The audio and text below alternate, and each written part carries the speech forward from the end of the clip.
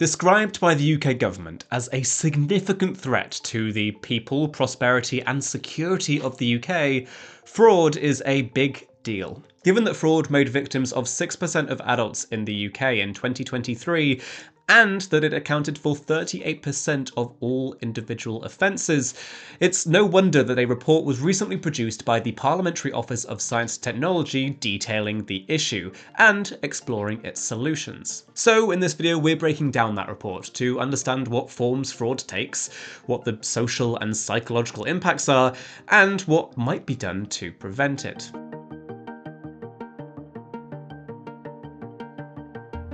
Fraud is a wide umbrella, as there are numerous ever-changing ways that it can take place, but ultimately it comes down to fraudsters deceiving individuals for their own personal, often financial, gain. It can be broken down into two categories though. There's unauthorized fraud, where victims don't directly make or authorize payments. Instead, it involves fraudsters obtaining your personal bank or payment card details and carrying out transactions.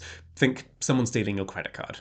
The more deceptive category, though, are authorized push payment frauds, where fraudsters deceive an individual into making payments from their own personal account into one controlled by the fraudster. There is often a process to this, one that involves building trust and manufacturing urgent demands, and coaching people past warnings and interventions. Now, a non-exhaustive list of what authorized push payment frauds might look like includes never delivering on goods that have been paid for in advance, impersonating a reputable organization like the police, a bank or utility company, fake investments, fake pensions, and faking an online romantic relationship to persuade payments. There are plenty of other ways though, and fraudsters often adapt to new opportunities to take advantage of people, be that new technologies or new public events. Who is targeted though?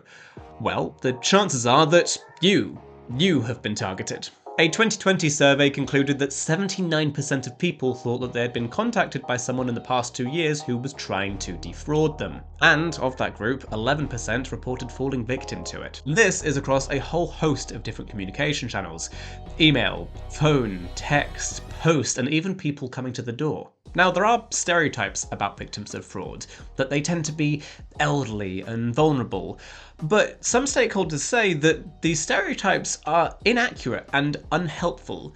And when you look at the data, you can begin to see why. Compared to a baseline of 6.3% of adults experiencing fraud during the year up to March 2023, there are some groups who have marginally higher than typical risks to fraud. Women aged 25 to 34 or 35 to 44 at 7.6%, people in the highest income bracket, 8.3%, or highest education level, 7.6%, or in managerial positions, also 7.6%. Single parents at 8.5%, and LGBT individuals, somewhere in the region of 8% to 9.4%. This isn't to say that we should be making new stereotypes of who is most likely to fall victim to fraud, but it is good at interrogating those current beliefs that we hold already and how much they actually match up with the reality. Okay, but what's the impact though? Well, if you look strictly at financial impacts, there is a large variation. In a 2023 survey, 42% of victims of online fraud claimed to have been financially impacted by it. Around 25% reported that they had lost less than £500,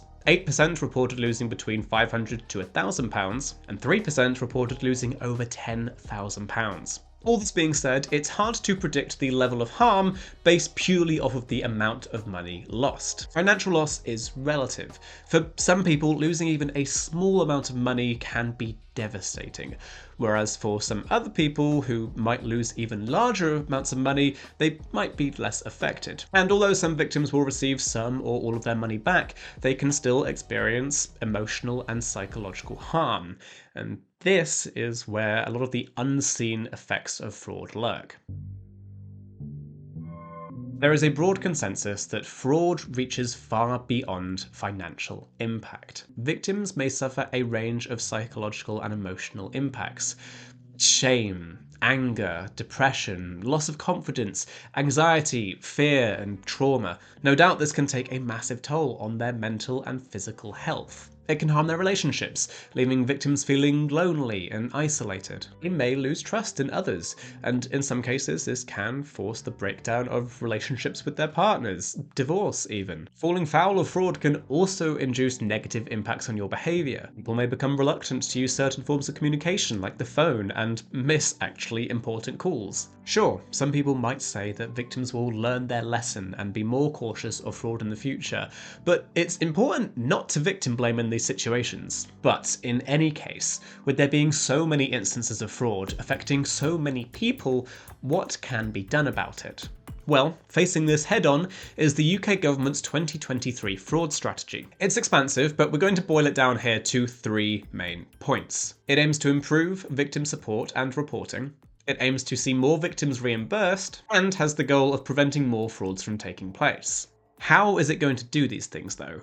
Well, let's dig a little deeper. Victim support is crucial, but it requires victims to go through the correct channels, which many victims might not know about.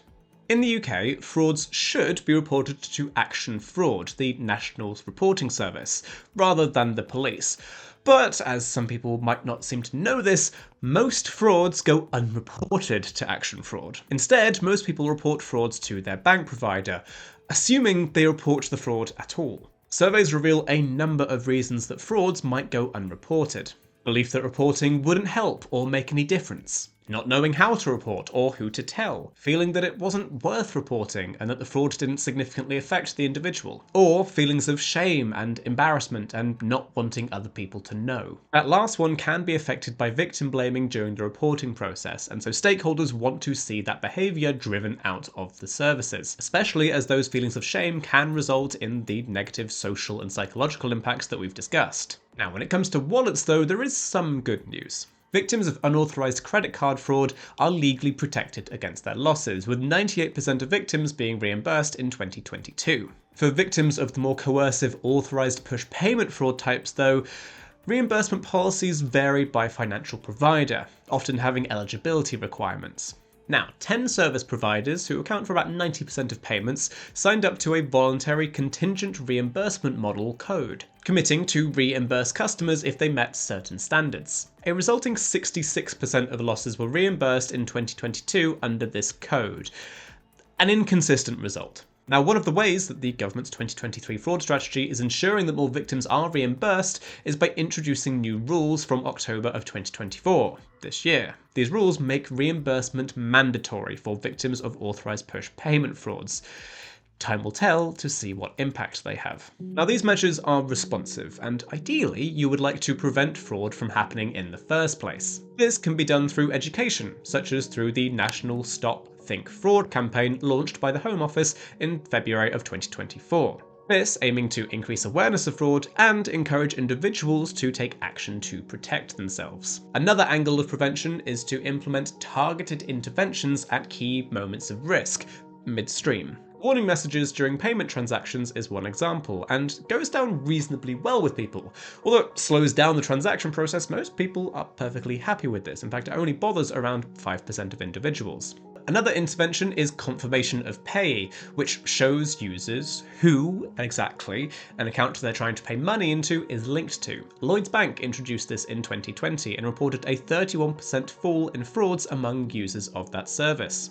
And a final intervention is call blockers, which can block 99% of scam and nuisance calls, which, as well as reducing fraud, just avoids nuisance and improves well-being, especially amongst the elderly. Ultimately though, a mix of education and fraud prevention will be needed. Fraud has an ever-evolving nature, and so this very well may be an endless war. But there are battles that can be won. If fraud is to stick around in some shape or form though, it's important that we raise awareness of the reporting processes, and care for and reimburse the victims who go through those channels. That way we can not only mitigate the financial impacts of fraud, but hopefully minimise the social and psychological toll that it takes as well, restoring victims' faith in humanity just that little bit. Thanks for watching this episode of Science Fairs. If you found it interesting, then be sure to leave a like and subscribe with notifications turned on so you don't miss the next video. if nothing else, because this set that we launched with is going to be changing soon as I am moving. Stay tuned to see what it becomes, because even I'm not quite sure yet. Whatever the case, we hope to see you in the next one.